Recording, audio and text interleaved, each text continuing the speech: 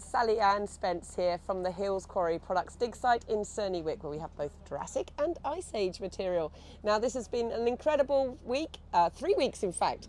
We are at the end of the dig, we're literally right at the end, but we still have some very exciting finds to have a look at.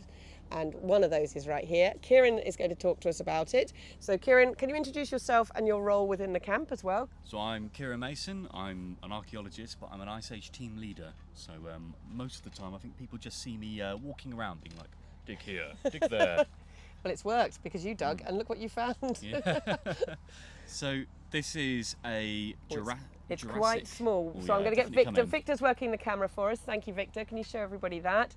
Talk us through it then, Kieran. This is a Jurassic lobster, and funnily enough, it was found right underneath the cave lion jaw that we found yesterday. That's amazing, and it's literally the pincer, isn't it? Yeah, we've got the pincer and the head, which is just absolutely astounding. We've got parts of the eye of it as well. Oh, come on, let's have a look. Let's point these things out then. So we got part of the eye just over here, and we got the claw here. There's a very nice little bit here where the claw would move.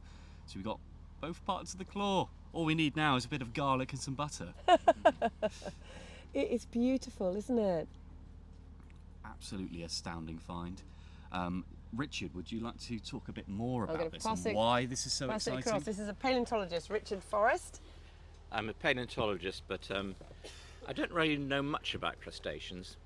My main field is plesiosaurs and marine reptiles. Richard. But anyway, I have done a lot of collecting over the years, and also, what is unusual, special about this? It's from what we call the Calaways Formation, which is not very well known.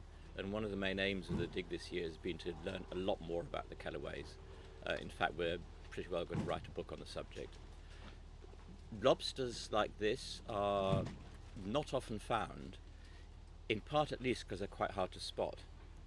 All you see is a bit of black on the edge of a lump, and it's very easy to miss. So I suspect they're much more common than we think, but it needs people with a good eye, such as Kieran, to actually spot them. It's called a lobster. It's a decapod crustacean, which is the pedantic name for it.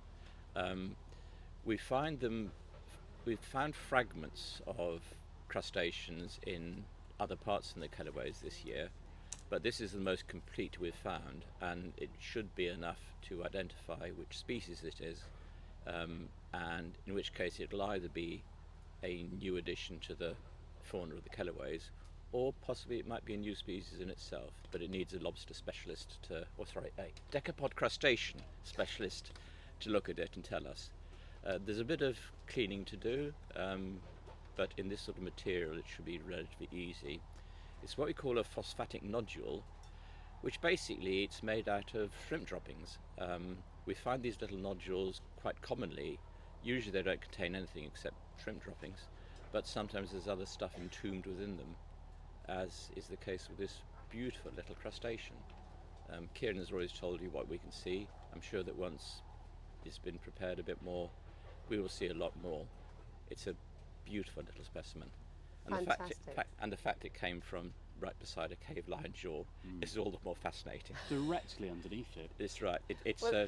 What's extraordinary about this site, this incredible mixture of Ice Age and Pleistocene, Ice Age and Jurassic, which is why I was supposedly in charge of the Jurassic part of the site, and Kieran's supposedly in charge of the Ice Age part of the site.